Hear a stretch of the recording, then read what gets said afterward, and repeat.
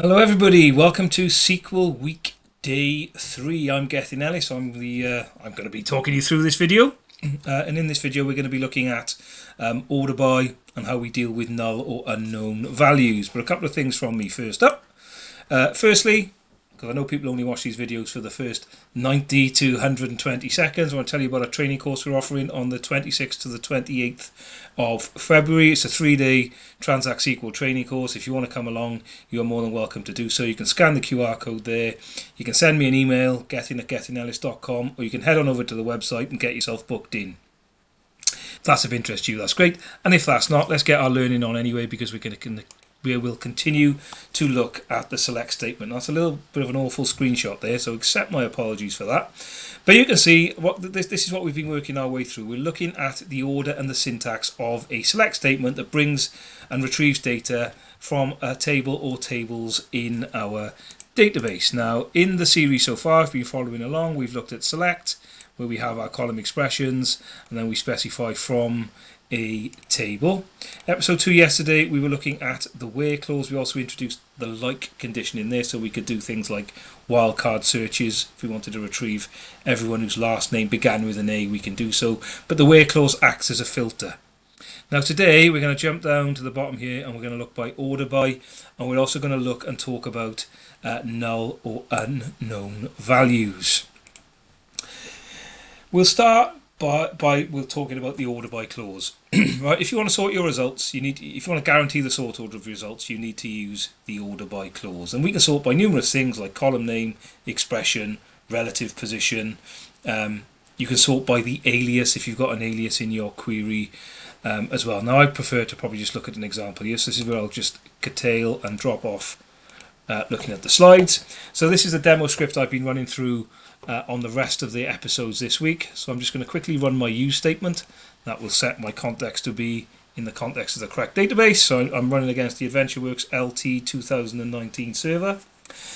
In the blog posts that accompany these videos, you will find all the links to download SQL Server Developer Edition for free, Management Studio for free, and the demo scripts are on my GitHub site as well, if that's for you.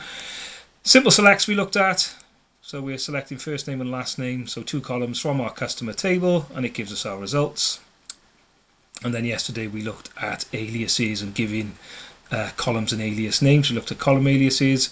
We looked at the concept of accidental aliases, which is why the as statement here, while is an optional parameter, it's worth putting it in because it makes your code a bit more clearer to understand.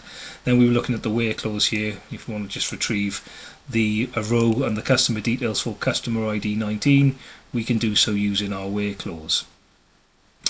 Now we're going to look at the order by clause today. To guarantee the sort order of our result set, we need to use the order by clause. Right? In a relational database, the order is kind of unimportant. So if you want the result set to come back in a certain order, then we need to use an order by clause. So if I run this select statement, have I gone too far? All right. So this for example is not sorted by modified date. It might look like it's sorted by customer ID, but we have no there's no guarantee that the optimizer will choose that sort order each and every time. If we wanted to say sort by modified date, right, we would need to use the order by clause that we've got in here, order by modified date, and the default value for order by is ascending, so it will put the earliest dates first down to the latest. So if I highlight that and run it, what is my order by clause? We get the result. So the first date in here is dated the 1st of June. Then I will scroll down to the very end and we can see the last date is the 1st of September. Now, if we wanted to put the latest value first, then we just need to tweak our order by clause to use the descending parameter. Right? You can put ascending in there, right, but it will just be the default behavior, and I'll show you that after I've run this. So this should reverse the order and put the latest dates at the top. So we can see we've got the 1st of September date at the top, and then if we scroll all the way down, we should be like the 1st of June date at the bottom. All right. I could put ascending in here, and it will reverse that. Right, but if I don't put ascending in, you can see 1st of June's at the top there. If I don't put ascending in, click on execute, you can see we still get them in ascending order, with the 1st of June being the the modified date of the first row in that list. Now, we got some ties in here, right? So let's just say we wanted to sort by modified date with the latest modified date first, and then sorting on last name. All right, so we've got the date here. We want to put now want to sort these. So if there's a tie here, which is several ties, we will then sort on last name. So we can sort by more than one column, and you can see that we have a comma separated set of expressions. So modified date descended, and then last name. So if I were to run that, click on execute, we get our results back. So we get now, if you look at just look at the query up here for one more time. Last name, there is no ascending or descending, so it'll default to ascending. So we have all the ties on date, and then it's in alphabetical order, starting with the A's, making our way down to the B's, and so on and so forth. And then if I scroll down a little bit more, when that date resets in and around the second, sorry, not the second, the 7th. Let's find it. I just need the date to change. There we go, the date changes there. We get the ordering resets. Right, so it's ordered first by the modified date and then on last name. Okay, so if we want to use, if we want to guarantee the sort order of our results, we would need to use an order by clause. And then lastly, for this short video, I want to talk to you about null values and understanding null values. So I'm just going to run this little select here, and I've got an expression in here. I'm dividing the standard column by the weight column, and I'm giving it an expression in the result. So actually, let me run this first one, which is selecting against our product table. All right, what's it moaning about? Oh, missed the highlight. That's my bad. So if I come back up here, on my select again, we have a select table. You can see under size and weight, there are unknown values. So a null, in effect, it's an unknown or missing value. It's something that the database doesn't know what value it is. Right, it doesn't exist in the database. Now, when you design your database, if you set a column to allow null values, then you don't need to insert data into that column when you're putting a row into the table. So I always use a concrete example here. Say you've got someone's filling out a form, right, and you have the little asterisk against first name, last name, and email address, but phone number is optional. Your column in the database storing that phone number would need to allow null values because there's a chance people won't enter it. Right, so we can see we've got some null values here.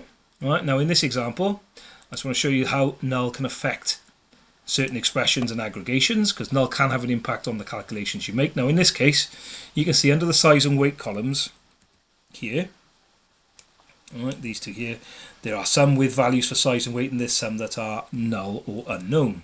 Right, now if I try and divide standard cost, which is it doesn't allow null, so it needs a value in here, by a null, the results will differ from where there is a known size. So we're dividing standard cost by weight. And I get my highlight right. I've got that wrong twice now. It's very annoying. If I come back here, click on execute, right, you will see where the standard cost is a known value and the weight is a known value, we get a result back. But where the standard cost is known but the weight is unknown, oops, the weight is unknown, an unknown value is returned in our cost to weight ratio because it's unable to divide a known value by an unknown value and give a known answer. Right, now how you deal with null values comes down to you, but there are some functions in both the ANSI standard, and SQL Server has its own functions. We look at collase here, but there's an isNull function that will do the same thing. This collase function you can pass in a column and then a comma separated list of expressions, and it will return the first non-null value. So in this case we are basically saying if the weight is known, return the weight, otherwise make the null 1, and it will replace the null value with a 1 in this case, and that'll give us the collase weight. Now if I want to do the division, I'm going to divide standard cost. I need to use the collase function again. Oops, let me undo that. I'm going to use the collase function again. Right, so I'm going to take the weight if it's known, otherwise I'm going to make it a 1 and give me the cost to weight ratio. Right, so if I run this now, I should get some results where my cost to weight ratio is known. So despite, you can see there where the cost where the weight was null before, we're making them 1, and then that division is working and it's giving us known results. Now bringing this back to what we talked about yesterday, right, how do we look for a null using or exclude rows that have got a null value in our where condition? Well, if we're going to say here where weight equals null, we get no rows back because a null is unknown. We can't say that the unknown value is equal to the weight we've got stored in the weight table. Right, so we can use a function here called isNull in our where clause. We're saying here where weight, the value in weight, is unknown, and if it's unknown it will return results for us. I'll come back at the top here, click on execute, and it gives us all the rows where the weight is unknown. And then if I wanted to return all rows where there is a known value, we can say is not null here, and that should give us all the columns where the weight value is known. Okay, so that is the end of this session on day 3, understanding nulls and order by clause. If you want to learn more about writing SQL queries, come along to our course running at the end of February. All the details are there, but tune in tomorrow where we're going to look at inner joins. I'll see you then. Bye for now.